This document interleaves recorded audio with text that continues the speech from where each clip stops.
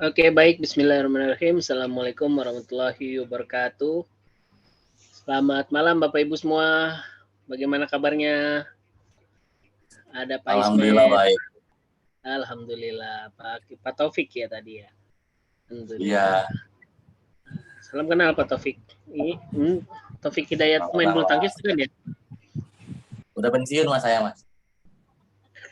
Oh, sudah ya? Ya.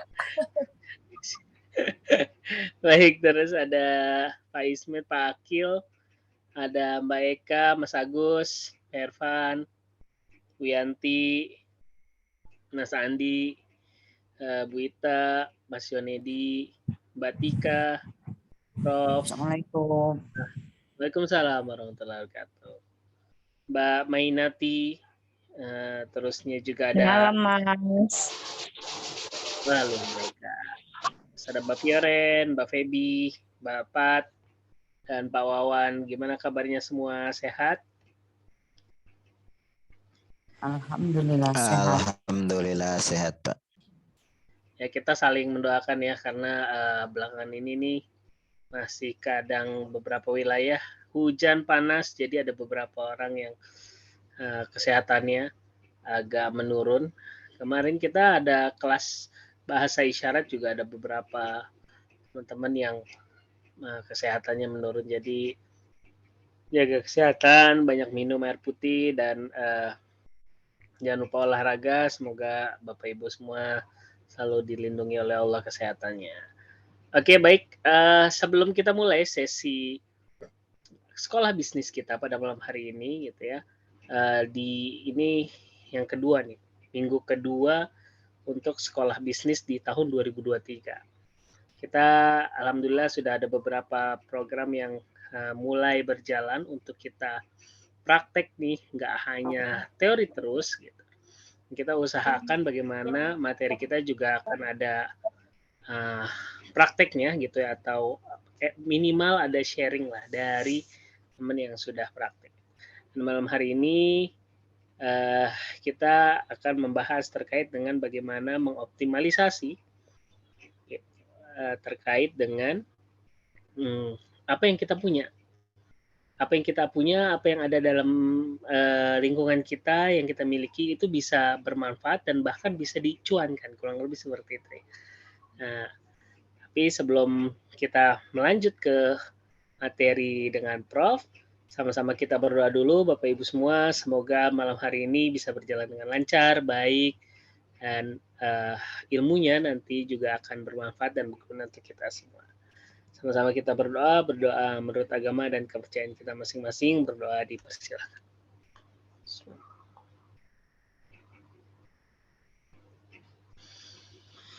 Amin. Amin ya rabbal alamin. Baik. Assalamualaikum Prof. Saya menyapa Prof dulu. Waalaikumsalam warahmatullahi wabarakatuh. Alhamdulillah sehat Prof. Alhamdulillah baik. Alhamdulillah, semoga sehat selalu ya. Baik Prof, malam hari ini kita akan membicarakan terkait dengan memanfaatkan kendaraan, khususnya motor yang ada di rumah kita. Kurang lebih seperti itu ya Prof. Bagaimana bisa lebih optimal. Dan hari ini juga akan ada sharing dari teman kita terkait pemanfaatan motor. Untuk itu, apa Prof sudah siap? Insya Allah siap. Baik, oke. Ya, persilahkan Prof. Assalamualaikum warahmatullahi wabarakatuh. Waalaikumsalam warahmatullahi wabarakatuh. Selamat malam teman-teman sekolah bisnis. Ini sekolah bisnis yang kedua pada tahun ini. Mudah-mudahan setiap Rabu malam kita tetap mengadakan acara ini. Nah, kali ini kita akan membicarakan mengenai mungkinkah kita memanfaatkan motor untuk bisnis. Ya, slide berikutnya. Jumlah motor di Indonesia, saya baru cari di Google, ternyata tahun 2021 jumlah motor yang terdaftar di Indonesia itu ada 141 juta. Jadi kita bayangkan kalau penduduk Indonesia 170 juta, mulai dari bayi sampai kakek-kakek, motor itu ada 142 juta. Jadi memang kadang-kadang kita lihat di satu rumah ada 2-3 motor ya. Nah persoalannya adalah motor itu pada umumnya kan digunakan untuk transportasi. Dan sekarang ini transportasi keluarga. Karena barangkali motor adalah salah satu pilihan transportasi yang murah. Dibandingkan dengan naik taksi, mobil sendiri, bahkan dengan kendaraan umum pun barangkali juga cukup murah. Nah, di masa depan, mulai tahun ini, pemerintah akan menggalakkan motor listrik. Jadi bukan motor bahan bakar minyak lagi. Sehingga setiap pembelian motor nanti akan diberi subsidi oleh pemerintah. Tapi ini nggak mudah, karena pindah dari motor berbahan bakar minyak ke berbahan bakar listrik, pertama harga motor bahan listrik itu relatif lebih mahal, karena baterai listrik itu mahal. Kadang-kadang baterai listrik bisa sama mahal dengan motornya sendiri. Dan kita belum tahu baterai listrik motor itu tahan berapa lama. 3 tahun, apa 5 tahun. Kalau cuma 3 tahun, mesti beli lagi 20 juta, kita bisa bayangkan orang akan banyak keberatan. Yang kedua adalah masalah SBPU ya. Kalau motor berbahan bakar minyak, di mana-mana ada SBPU bisa mengisi dalam beberapa menit sudah selesai. Kalau untuk mengisi listrik, waktunya lama. Bisa 4 jam, bisa 3 jam. Sehingga harus dilakukan di rumah. Dan kelihatannya untuk pengisian belum banyak yang mengadakan layanannya. Dan mungkin juga tidak akan laku karena keuntungannya akan tipis sekali. Nah, mungkinkah kita memanfaatkan motor ini untuk bisnis? Slide berikut. Jadi, di samping untuk transportasi pribadi dan keluarga, sebenarnya dia bisa juga digunakan buat transportasi umum berbayar. Nah, kita kenal ojek yang konvensional, kita kenal ojek yang online, kita kenal juga angkutan makanan pakai GoFood atau pakai Grab, ya. Sekarang malah ada Shopee juga, dan bahkan ada yang motor itu diberi kotak lah atau diberi tas lah atau apa untuk dipakai sebagai toko, artinya toko berjalan. Jadi kita lihat cukup banyak tukang bubur ayam yang pakai motor. Salah satu langganan saya itu dia berasal dari Bekasi, dan Bekasinya juga jauh. Pukul 4 pagi udah berangkat, pukul 6 udah sampai di Rawamangun, keliling-keliling, dan cukup banyak pelanggannya. Kemudian juga bisa untuk bakso, bisa bahkan juga untuk dagang kopi, teh, gorengan, ya. Lalu bahkan ada yang juga menggunakan untuk berdagang tertentu, seperti misalnya sayuran dan lain-lain. Nah, di samping itu tentu juga ada orang yang bisnis jual beli motor bekas. Meskipun sekarang ini tidak terlalu ramai, karena dengan adanya online, kemudian juga ada OLX, fungsinya sudah banyak diambil oleh bisnis online. Slide berikut.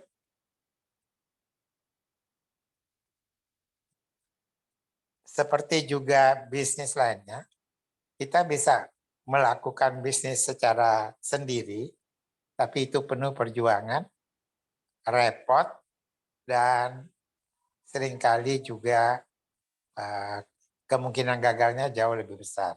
Karena kalau kita sendiri, itu biasanya modal kita juga terbatas. Tapi kita juga bisa ikut kepada sistem yang sudah ada. Jadi kita ambil saja contohnya motor sebagai transportasi. Kalau ojek mandiri kan motornya sendiri, cari penumpang sendiri, segala-galanya sendiri. Tapi kalau ojek online, kita punya motornya, tetapi yang mencarikan pelanggannya, konsumennya itu adalah aplikasi, dan kita juga mendapat uang dari aplikasi tersebut.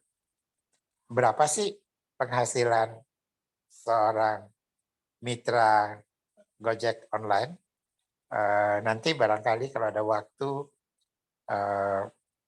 Hendar bisa memutarkan banyak sekali survei-survei.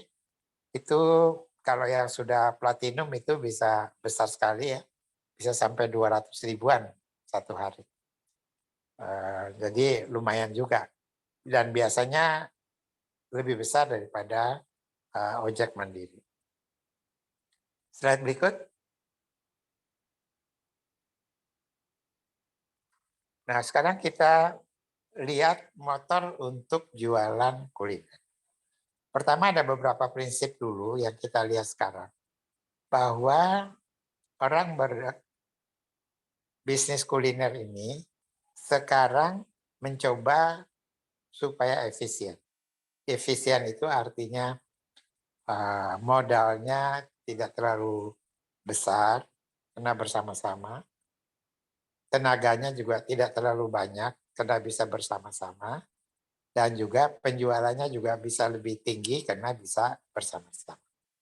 Jadi kalau kita bayangkan seorang tukang bakso, dia beli daging, bikin bakso sendiri, lalu dimasak, lalu dia jualan, yang memasarkan ya dia sendiri. Dibandingkan misalnya ada cloud kitchen, jadi dapur yang besar, yang membuat bakso secara otomatis 10.000, 20.000 per hari. Kemudian yang menjual itu tinggal mengambil dari situ. Lalu juga baik kuahnya dan sebagainya sudah disediakan, terstandar, mereknya sama, maka akan jauh lebih laku. Kalau kita makan bakso bakmi Gajah Mada, dimanapun kita makan, rasanya lebih kurang akan sama. Karena itu, sekarang ini yang berkembang adalah cloud kitchen, di mana-mana ada cloud kitchen, kemudian punya 50 sampai 100 retail, baik itu yang berbentuk warung atau restoran, maupun yang bergerak, baik itu motor, baik itu sepeda gerobak, maupun gerobak. Nah, di sini motor juga bisa punya peran, baik untuk sebagai toko, maupun sebagai alat untuk mengantarkan ke konsumen. Slide berikut.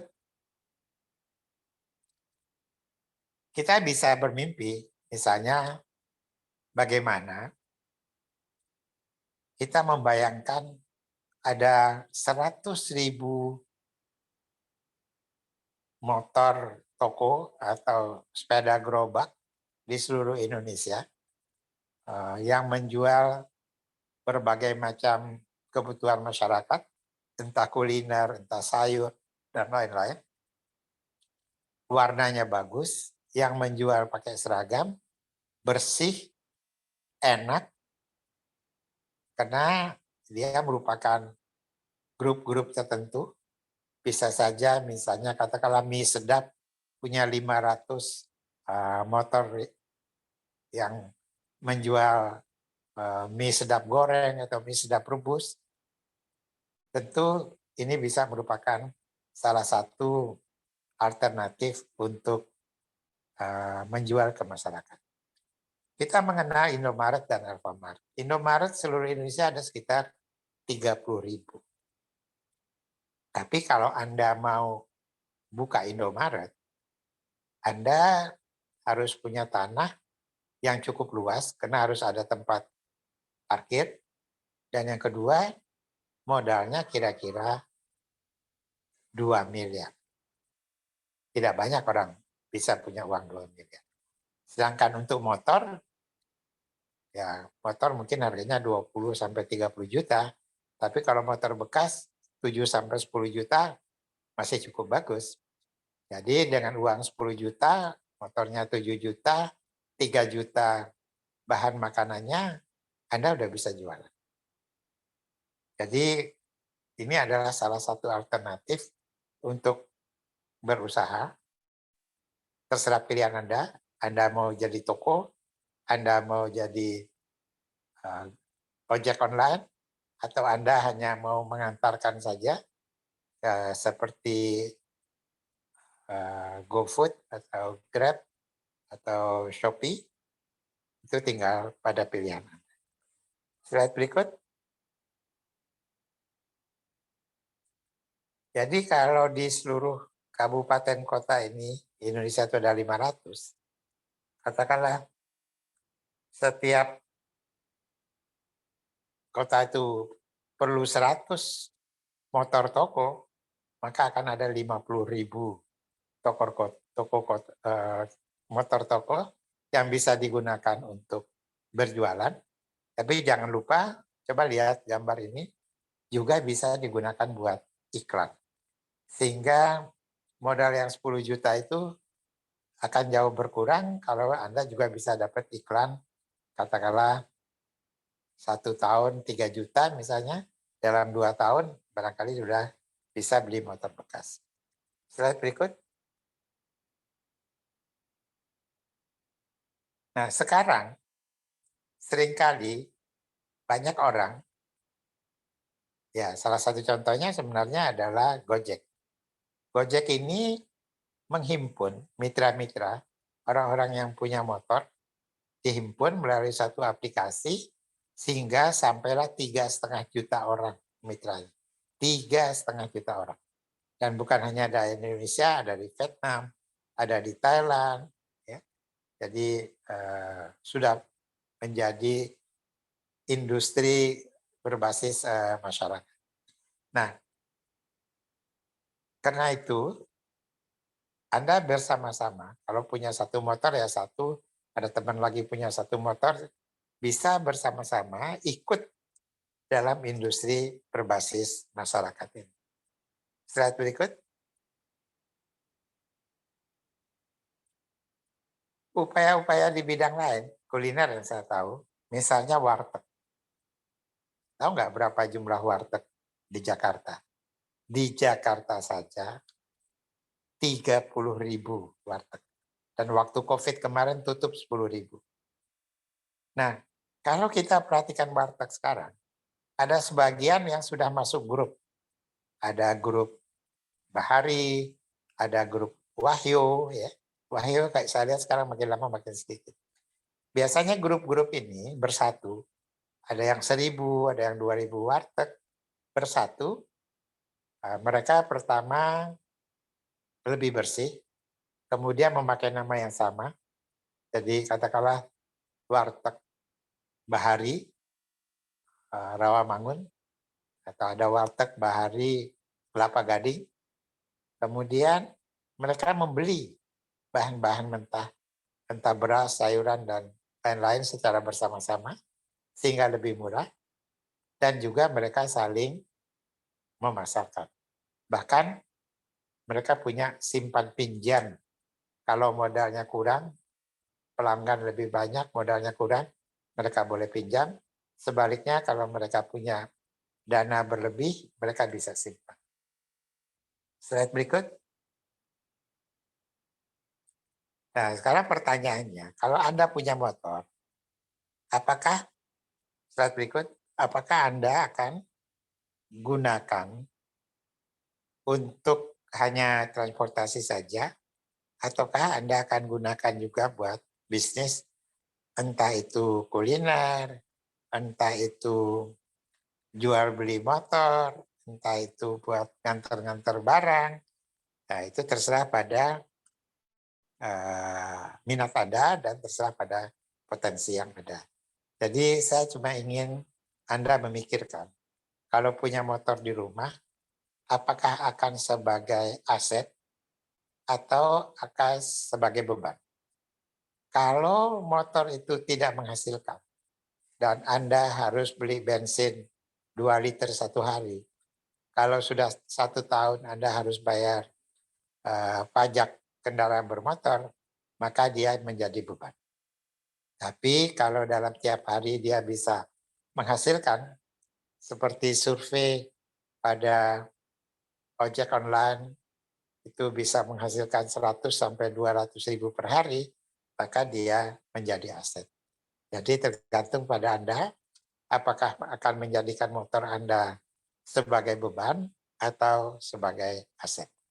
Terima kasih, saya kembalikan ke Hendar. Mungkin ada teman kita yang bisa bercerita, atau kalau Hendar mau putar dulu, ada video pendek mengenai survei penghasilan mitra ojek online. Silakan, saya kembalikan ke Hendar. Baik, terima kasih banyak Prof atas materinya pada malam hari ini terkait dengan bagaimana kita memanfaatkan aset yang kita punya ya, itu motor, biar jadi sesuatu yang bernilai dan bisa menghasilkan cuan gitu Mas. Nah kebetulan saya belum nyiapin nih Prof videonya, nanti saya buka dulu, tapi kita saat ini sharing dulu ya dari rekan kita. Ini adalah peserta dari YAP Prof, namanya Ferry. Ferry ini dia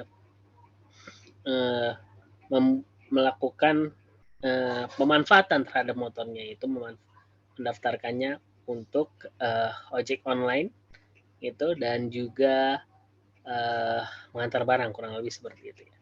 Baik, saya sapa dulu Mas Ferry. Halo Mas Ferry.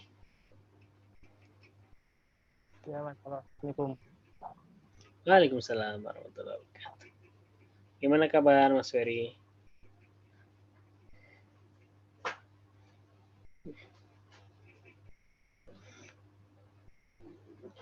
Sehat Mas?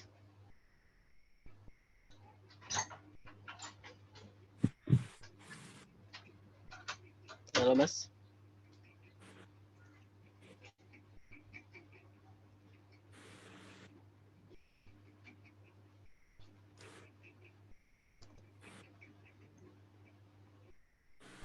Lagi di mana nih Mas Ferry ini? Apa sudah bisa share?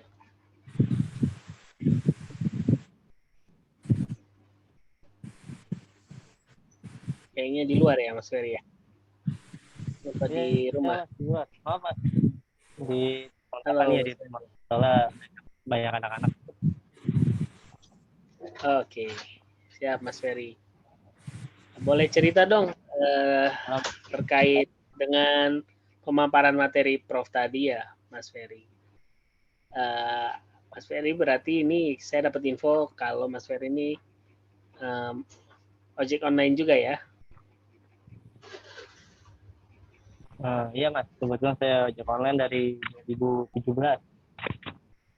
2017. Boleh di-sharing dong ceritanya terkait gimana sih pengalamannya menjadi ojek online, kenapa akhirnya memanfaatkan motornya sebagai ojek online, Mas? Oke, jadi kenapa saya menjadi mitra ojek online? Jadi waktu saya masih bekerja, banyak pekerjaan yang memakai sistem kontrak gitu. Jadi kebetulan ada peluang untuk menjadi ojek online, waktu itu saya daftar dan itu tidak terikat, jadi kapan kita bisa kapanpun waktunya kita mau narik ya kita tinggal narik. Kalau kita lagi berhalangan ya kita bisa masukkan. Jadi di situ saya ambil peluangnya, saya daftar walaupun saya masih bekerja gitu. Tapi ya kebetulan memang alhamdulillahnya kerjaan saya memang nggak panjang juga. Dan di ojek online ini akhirnya saya panjang gitu. Emang udah ada suka dan luka juga sih jadi ojek online.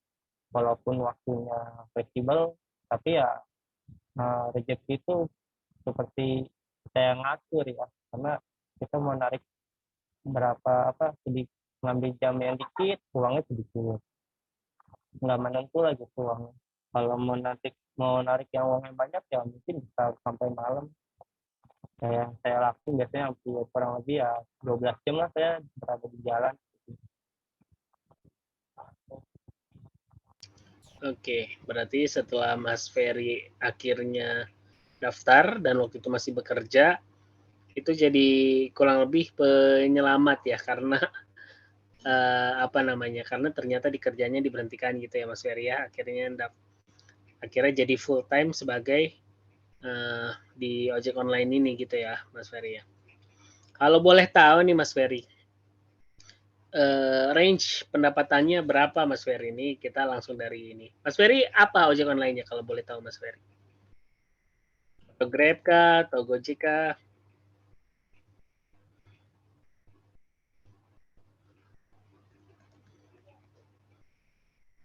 Belum di-unmute nih Mas Ferry.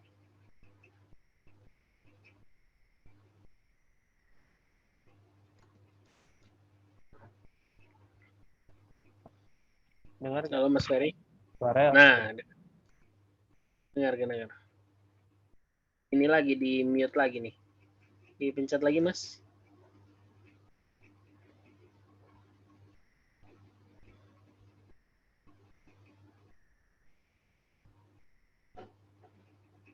Monster.com makes dance great again. Yeah, you know what? I'm not going to say again because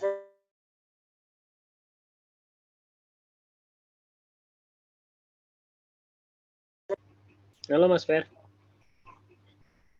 Nah, coba udah di-unmute nih. Boleh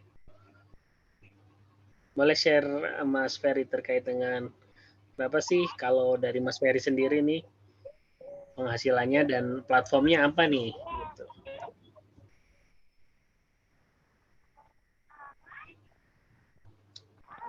Halo Mas Fer, dengar yang saya bilang Mas Fer? Mas Ferry? ya dengar Mas. Saya baru masuk lagi nih, tadi nge-refresh terus nih soalnya keluar Oh, terus. Oke. Silakan Mas Fer. Boleh diulang nggak Mas? Oh, Singkat aja. ini jadi Mas Ferry sekarang ini platformnya apa yang dipakai untuk ojek online dan range pendapatannya gitu Mas Ferry, kurang lebih berapa per harinya? Oke, untuk pendapatan sih alhamdulillah masih 150.000 per harinya, tapi itu kotor ya, belum beli bensin, belum beli makan mungkin kalau yang jalan, kalau yang nggak sempat makan di rumah. Kalau bagi yang ngerokok juga nggak ngerokok, tapi saya alhamdulillah saya nggak ngerokok.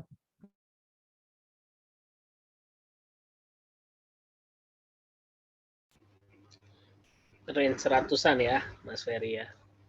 Itu ada bonus nggak? Kalau nggak salah suka ada bonus gitu ya kalau ada pencapaian poin, istilahnya tutup poin gitu ya, kalau nggak salah ya.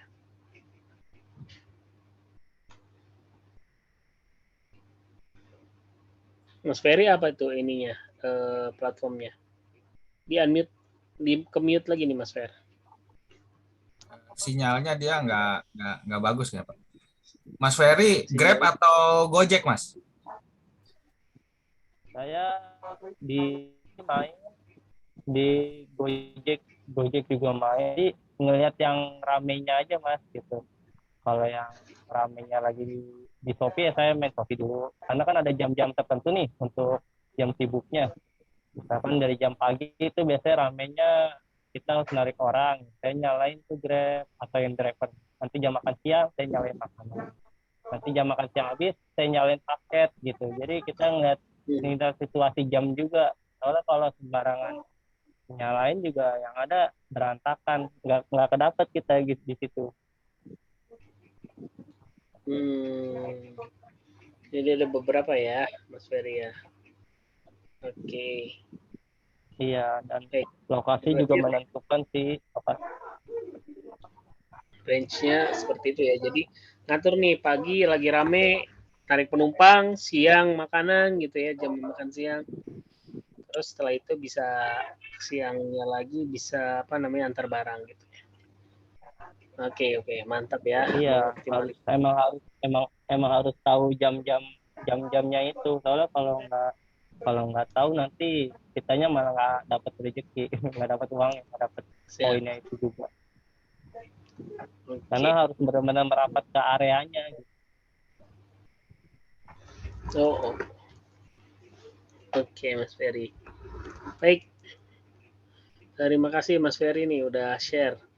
Ada yang mau ditanyain nggak ke Mas Ferry, Pak Wawan atau bapak-bapak ibu teman yang lain yang mau bertanya terkait dengan pemanfaatan kendaraan nih untuk ojek online kah atau apa bisa yang dipaparkan oleh Prof tadi atau pengalaman dari Mas Ferry? Boleh Bapak Ibu bertanya, silakan. Ada yang mau ditanyakan nggak? Itu pernah buat jual makanan nggak, Mas? Motornya? Kalau saya pribadi sih belum sih Mas, tapi beberapa teman saya udah mencoba gitu. Jadi dia sambil jualan kopi, ada yang jualan kopi, ada yang jualan bakso gitu. Memang tapi kendalanya itu biasanya tempatnya itu mereka harus izin dulu sama yang punya wilayah, misalkan sama RW setempat atau RT setempat. Karena kan pasti kalau mereka jualan ditongkrongin sama ojek online tuh, jadi rame, ganggu jalan juga. Makanya emang harus ada tempatnya itu dulu. Mereka harus cari dulu, izin dulu. Pakai gerobak Kalau atau untuk gimana, Mas? Maksudnya? enggak, jadi paling di custom ya, gerobak dari kali di custom, dinaikin ke motor gitu Mas. Oh. Ya mungkin nanti bisa sharing sekalian Pak Ervan nih. Punya pengalaman di situ Pak Endak. Oke deh, baik terima kasih Mas Ferry. Wawan, Ya, kita Mas. juga punya pengalaman nih dari Pak Ervan ya terkait gimana manfaatin motornya atau kendaraannya untuk bisnisnya kuliner gitu. Assalamualaikum Pak Ervan. Assalamualaikum Pak Endar. Waalaikumsalam Pak Ervan. Gimana kabar Pak Ervan? Sehat? Alhamdulillah sehat. Nah, gimana nih raja kuliner kita nih? Boleh dong sharing nih terkait dengan pengalaman Pak Ervan pastinya gitu ya yang sudah lama menggeluti dunia kuliner ini dan juga dikaitkan dengan materi yang Prof tadi jelaskan lebih kayak gitu Pak Ervan. Boleh dong Pak Ervan? Ya kalau untuk pengalaman saya ya itu waktu bulan puasa ya. Saat bulan puasa itu kan banyak orang jualan takjil tuh. Nah, saya memanfaatkan untuk berjualan pakai motor dan di pinggir jalan tuh. Jadi ada beberapa tempat saya coba ya. Jadi saya bawa, saya bikin minumannya di sini di toko. Habis itu saya taruh styrofoam. Setelah ditaruh styrofoam, saya jalan tuh mulai jam 4 sore lah. Karena kan biasanya orang buka itu sekitar jam 5 ya. Udah mulai setengah 5 udah mulai diserbu tuh. Nah, jadi saya dagang mulai jam 4-an udah di pinggir jalan itu untuk menjajakan minuman dan takjil ya. Nah, itu saat bulan puasa. Dan emang ada beberapa masalah ya kalau untuk kita dagang pakai motor. Pertama memang satu masalahnya jika kita tidak punya pangkalan rada repot. Kecuali kita memang motornya moving ya, pindah-pindah gitu ya. Jadi dalam arti kalau misalnya di tempat suatu ramai kayak di perkantoran itu nggak ada masalah. Cuman kalau memang kita di pinggir jalan di trotoar itu memang nggak boleh lama-lama, harus ada jamnya. Ya. Kalau kayak dagang minuman kayak gini nih, ini kan karena bulan puasa ya nggak ada masalah jadi ya. Karena kan hampir semua orang melakukan jualan saat bulan puasa ya. Jadi untuk gangguan-gangguan Kamtibmas dan lain-lain nggak ada masalah.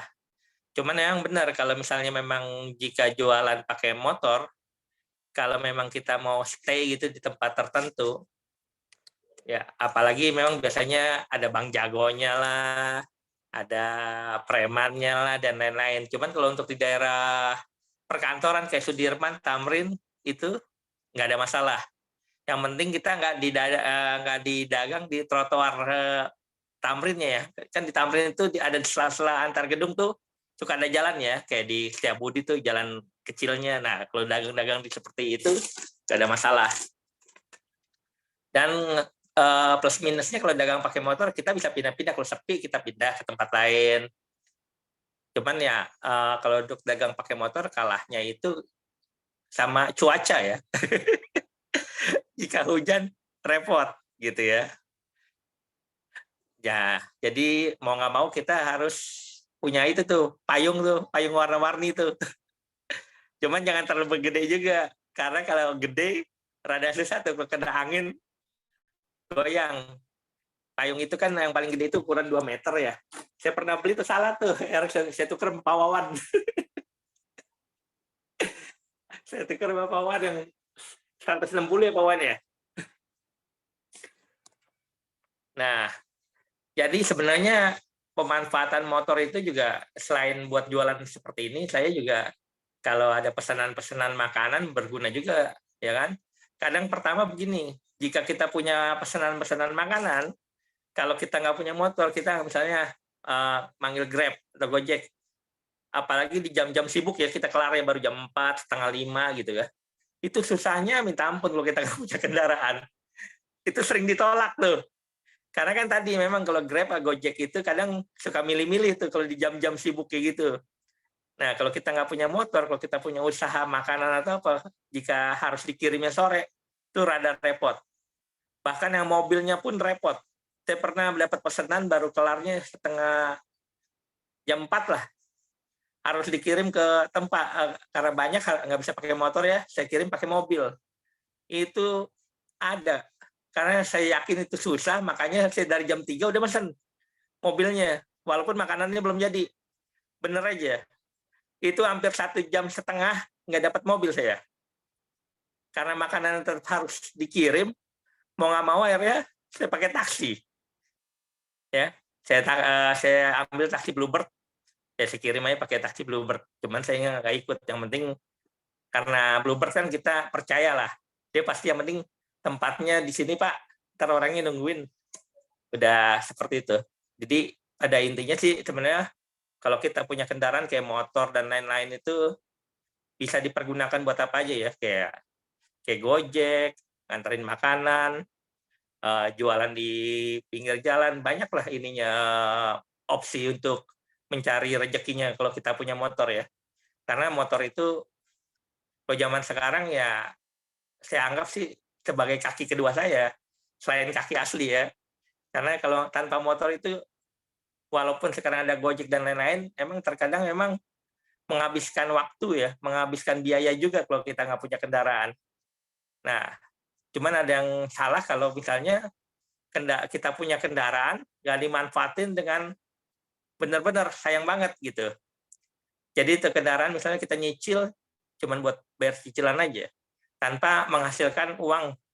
Kalau kita pergunakan secara baik dan benar, jadi cicilannya pun bisa dicicil dengan motor itu sendiri. Biasanya jadi motornya mencari duit.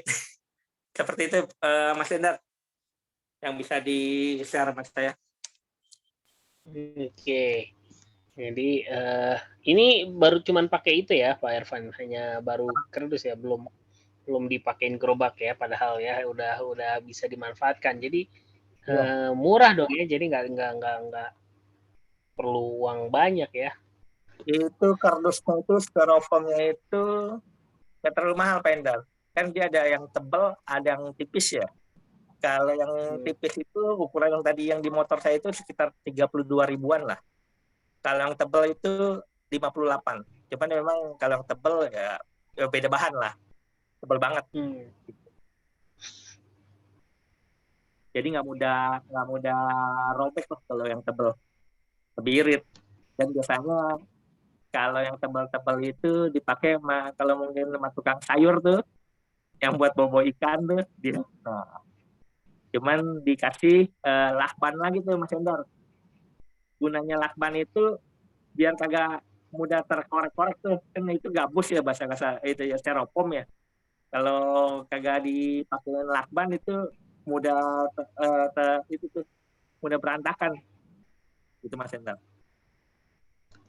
Oke. Sip. Itu soalnya kayak apa namanya? Kayak cuma nggak nempel gitu ya Pak ya, tadi styrofoamnya kayaknya agak nggak diikat gitu. Saya bingung juga tadi masangnya gimana tadi. Oh, kalau itu pakai ikatan itu tuh apa yang tali buat di motor ada yang model melar gitu. Ada 2 sih sebenarnya. Kalau nggak mau pakai modal, beli aja tuh itu di tukang itu, di tukang tambal ban bekas jadi tali itu banyak tuh, dipanjang-panjang. Kuat itu. Man murah, palingan nggak nyampe 5.000 dikasih man dia dibikinin. Bisa dipakai berulang-ulang itu. Oke. Mantap. Baik, Bapak Ibu ada yang mau ditanyakan lagi nih terkait dengan pengalamannya Pak Ervan. Ini udah mau Ramadan nih, bakalan ada peluang lagi dan kita bisa manfaatin itu nih, terutama untuk minuman-minuman nih. Itu ya. Oke, ada yang mau ditanyain Bapak Ibu?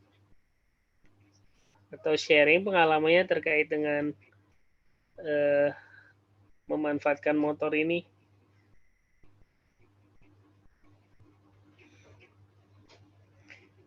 Mungkin Mas Andi ada pengalaman kali Pak Endar. Mas Andi Bogor. Oh, Mas Andi ya. Mas Andi. Halo Mas Andi. Usahanya kan ada beberapa ya. Pernah nggak pakai motor juga gitu ya? Manfaatin motor nih untuk usahanya. Halo Mas Andi. Iya Pak Endar, halo. Tes. Boleh dong share Mas Andi. Kalau saya sih, kalau untuk berjualan motor, mungkin kalau untuk sekarang belum ya. Paling kalau saya biasanya motor itu dimanfaatin buat pengiriman-pengiriman.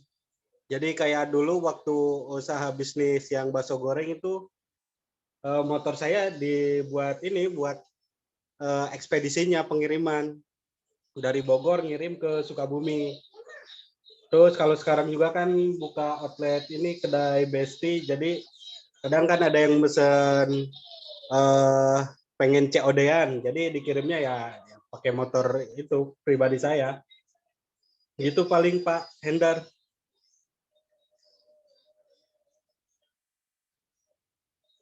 Untuk delivery-nya aja ya berarti ya Mas Andi ya. Untuk delivery-nya aja ya. Iya sih memang jadi jauh menghemat yang nganter sendiri sama mesen Gojek ya. Iya. Oke. Iya betul. Oke, terima kasih banyak Mas Andi. Ada lagi yang pernah punya pengalaman terkait dengan motor ya?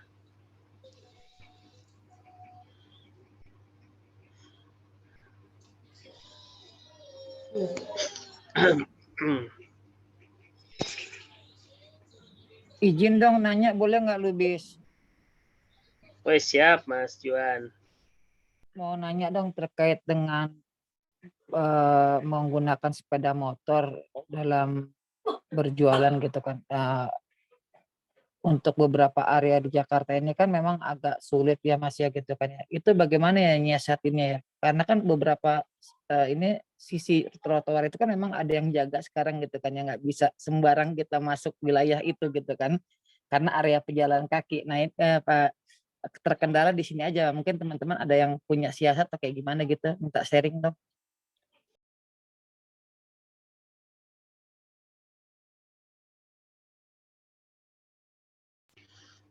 Pak Ervan, boleh nih sharing lagi nih kayaknya nih. Kayak punya pengalaman banyak nih kalau kita mencelok di jalan. Tadi udah ada sedikit tips sih sebenarnya ya terkait kalau di kota gitu ya, bulan puasa terutama. Tapi kalau enggak kayak gimana gitu. Jadi begini Pak, emang kalau untuk dagang pakai motor itu ada beberapa ini ya, jika kita tergantung kita jualannya sih. Kalau kita jualannya model ya di Tamrin Sudirman, ya Tamrin Sudirman itu sebenarnya nggak ada masalah dagang di pakai motor. Selama satu dagangnya nggak di trotoar yang utamanya, kedua lihat jamnya. Nah, biasanya di Tamrin Sudirman itu yang pernah saya cobain ya, kalau pagi nggak ada masalah tuh. Misalnya dari jam 6 sampai jam 9, jam orang berangkat kerja tuh. Ya kan? Saat orang naik MRT, busway dan lain-lain, itu nggak ada masalah. Kadang sama saat Pol PP-nya juga nggak ada masalah selama kita nggak di trotoar utamanya ya. Jadi kan kalau di Tamrin Sudirman itu ada gang-gang kecilnya tuh, ya. Nah, kalau siang mendekati makan siang juga nggak ada masalah. Nah, jadi setelah yang tadi jam seperti itu, baru nanti dia diusirin tuh biasanya ya, kalau kita lewatin itu. Jadi kalau di Tamrin Sudirman itu biasanya pagi jam 6 sampai jam 9 itu nggak ada masalah. Ya, selama kita nggak di trotoar utamanya. Terus jam 11 sampai jam 1 tuh makan siang nggak ada masalah. Nah, kalau sore jam pulang kerja juga nggak terlalu masalah tuh. Karena mereka udah lebih sibuk ngatur yang lain. Nah, kalau di sekolah-sekolah sih nggak ada masalah ya. Cuman ya tadi ikutin jam ramenya aja kalau di sekolah-sekolah. Nah, kecuali yang jadi masalah itu kalau kita netepnya lama. Ya, misalnya kita pakai motor, cuman kita bawa meja nih. Kita pajang di meja, itu biasanya bermasalah. Cuman selama pajangnya masih di dalam motornya, itu nggak ada masalah. Karena kita dianggap kayak model dagang pakai gerobak lah bahasa kasarnya. Nggak menetap gitu. Jadi habis dagang bentar jalan. Seperti itu. Mas Endar. Tetap ada perizinannya nggak Mas Irfan? Maksudnya dalam arti kata sama bank brengosnya lah gitu kasarnya gitu kan. Biasanya kan ada tuh gitu kan di setiap area gitu kan ya bank brengnya ini kan ya gitu kan ya. Yang ngejatuhin kalau nggak ada jatah dia nggak bisa masuk gitu. Apalagi orang baru gitu kan ya. Izin bertanya Mas Irfan. Sebenarnya nggak semua tempat ada jagoannya ya, nggak ada premannya ya. Kalau model-model kayak di Tamrin Sudirman itu biasanya jarang ya. Jarang, karena saya pernah nyoba itu, saya pindah-pindah, jarang ada yang minta-minta ya. Kecuali kita menetap ya, menetap lama gitu, nggak ngikutin kayak yang tadi saya bilang jamnya itu, biasanya ada aja tuh, anak kampung biasanya ya, akamsi ya. Seperti itu. Nah, kecuali kita tadi yang saya bilang, kalau kita pakai tempat, pakai meja, kita pakai motor, cuman bawa meja gitu kan, meja yang portable. Nah, itu biasanya akamsi-akamsinya pasti pada datang tuh, bang jagonya. Karena saya pernah jualan ya memang di Indonesia rada-rada susah juga. Saya pernah dagang di RSCM ya. Itu dagang nasi ya. Saya ngetes dagang nasi di depan pintu masuk orang RSCM. Saya datang jam 6:30 sampai jam 10 lah saya mau dagang. Dagangannya laku. Cuman sesama pedagang aja, Mas, dagang udah ini belum? Udah lapor belum? Saya iseng gitu ya, saya nanya. Lapor Mas apa, Bu? Ada di sini harus lapor kalau dagang. Dan dagangan nggak boleh sama. Gitu, seperti itu ya. Nggak boleh sama, padahal dagang di pinggir jalan. Ya kalau kita mah karena itu, oh enggak Bu, saya dagang pagi aja, saya cuma dagang ini kok. Padahal dia dagangannya rame, cuman begitu ada dagangan saya yang belanja rame, dia nggak gerut tuh tetangga-tetangganya. Pada pedagang-pedagangnya, saya juga bingung ya.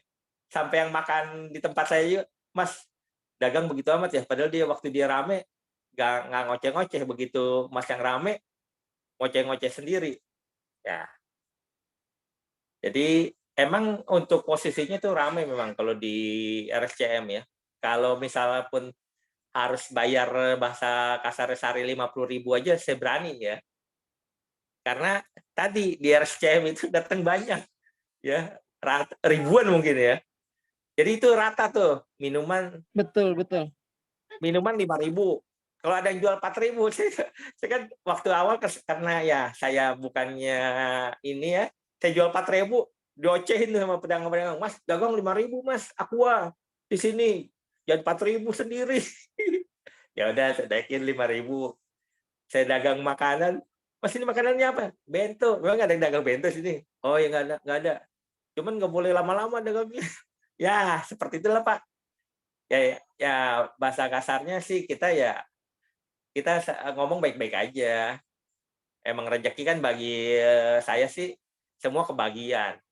Dan dia pun rame. Yang negor saya itu dagangannya rame. Cuman nggak bingung ya. Dia rame aja masih komplainin punya orang gitu. Ya tadi, berarti memang kalau di RSCM itu mungkin ada uang setorannya ya. Padahal saya nanya, Bu, kalau pun nyetor sama siapa Bu? Harus lapor sama siapa Bu? Harus bayar sama siapa Bu? Saya tanya seperti itu. Cuman ya harus bayar. Ya bayar sama siapa Bu? Ntar coba saya ngomong. Nggak ada orangnya. Jadi kayak ketakutan persaingan seperti itu. Jadi memang ada di beberapa area yang seperti itu. Cuman ada beberapa area juga yang ya sesama pedagangnya juga memang benar. Maksudnya benar-benar ya sama-sama nyari duit atau sama-sama nyari rezeki gitu. Ya kadang memang ya orang beda-beda sih Mas. Cuman ya terutama kayak ya kalau kayak di terminal, rumah sakit itu kayaknya banyak Bang Jagonya Bang. Seperti itu Mas Hendra.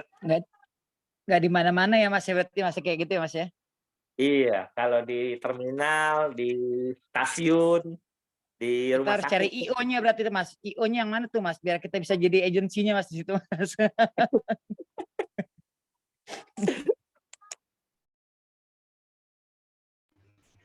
Ya, begitulah. Ya ada culturalnya ya. Di sini aja pinggiran jalan samping rumah sakit, pinggiran jalan di RSUD Cengkareng itu bayar dulu dibuka 5 juta itu trotoar tuh. Baru ntar bulanannya ada lagi. Gak resmi 5 juta di trotoar, kacau ya.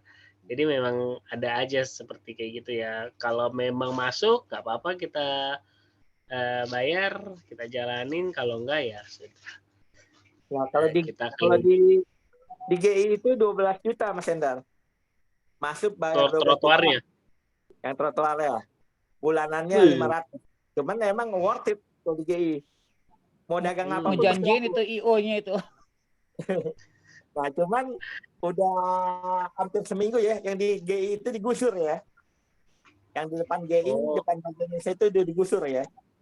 Yang itu yang dekat kalinya itu? Iya, udah digusur. Jadi hanya yang di Tamrin City sekarang yang masih ada. Jadi kalau kita ke GI atau ke Kebon Kacang itu dekat Bank Indonesia udah bersih itu. Udah nggak macet. Jadi menggunakan motor nih kayaknya solusi banget ya. Ini idenya asal kita bisa nangkep gitu ya. Penggunaan solusi motor ataupun gerobak sepeda yang kemarin Prof sempat ide ini nih sebenarnya solusi buat yang seperti itu ya. Jadi mobile bisa geser-geser, nggak harus bayar tempat lokasi gitu. Semoga ini bisa jadi ide juga. Baik, thank you Pak Hervan. Mas Juan, ada lagi yang mau bertanya Bapak Ibu?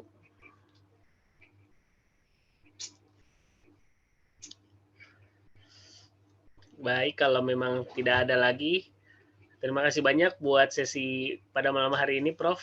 Mungkin sebelum saya akhiri, ada statement terakhir dari Prof.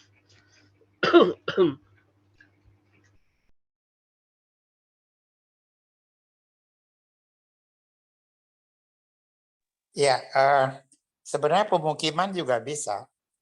Jadi di pemukiman saya itu, saya perhatikan kalau pagi ya, ada ibu-ibu naik sepeda, dia bawa ada kotak isinya gorengan, ada ketan, ada lontong, macam-macam gorengan. Dia keliling jam 6 sampai jam 9 itu bisa dapat sekitar 300.000. Keuntungannya barangkali ya 30% ya, 90.000. Kemudian ada tukang tahu yang dari Lembang tuh, tahu susu. Cuman dia pakai motor dan dia pakai rekaman. Jadi manggilnya nggak teriak-teriak tapi ada rekaman. Nah itu juga udah banyak langganannya. Dia juga jam 9 udah selesai.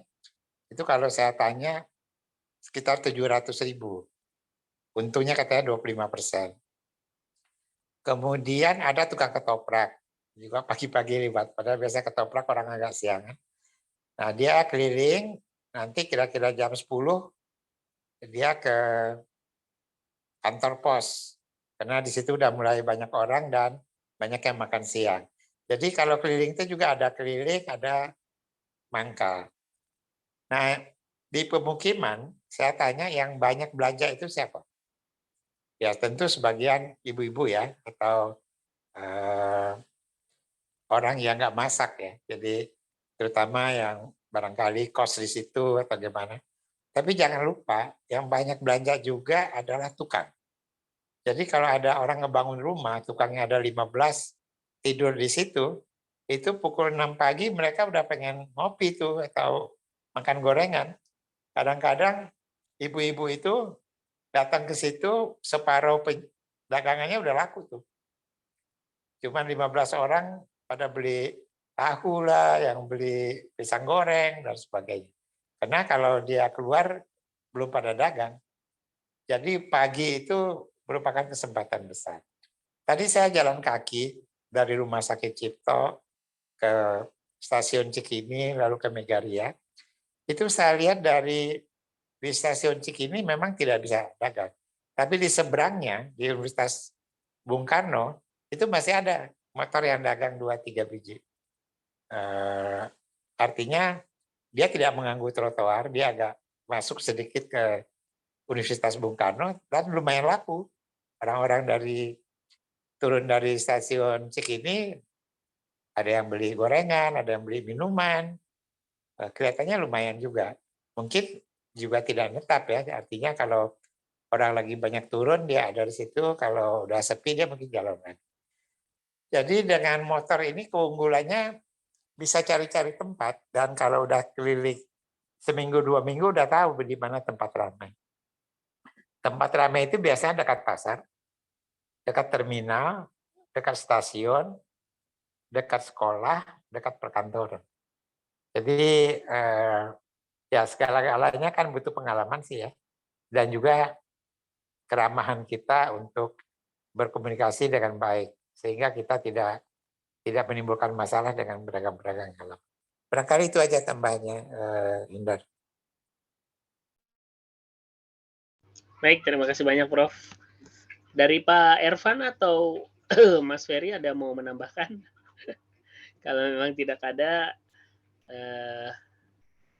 terima kasih banyak sudah mau sharing pada malam hari ini. Terima kasih juga Pak Prof.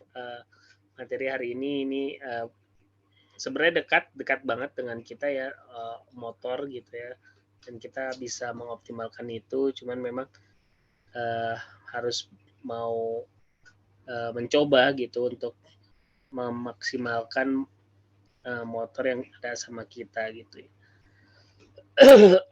Kalau memang tidak ada lagi, terima kasih banyak semuanya. Sama-sama kita berdoa dulu, semoga apa yang sudah kita dapatkan pada malam hari ini bisa menambah setidaknya wawasan kita, dan juga waktu yang kita sediakan ini, tenaga dan kuota dan segalanya itu bisa mendapatkan pahala dan ganjaran juga dari Allah Subhanahu wa Ta'ala. Berdoa menurut agama dan kepercayaan kita masing-masing, berdoa dipersilahkan.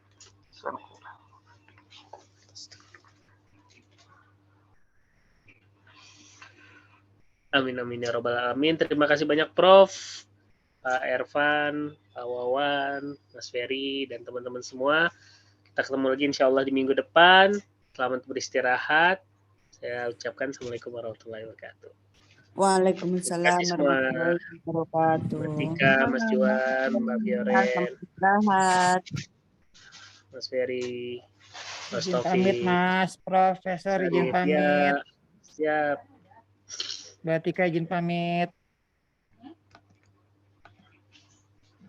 Oke.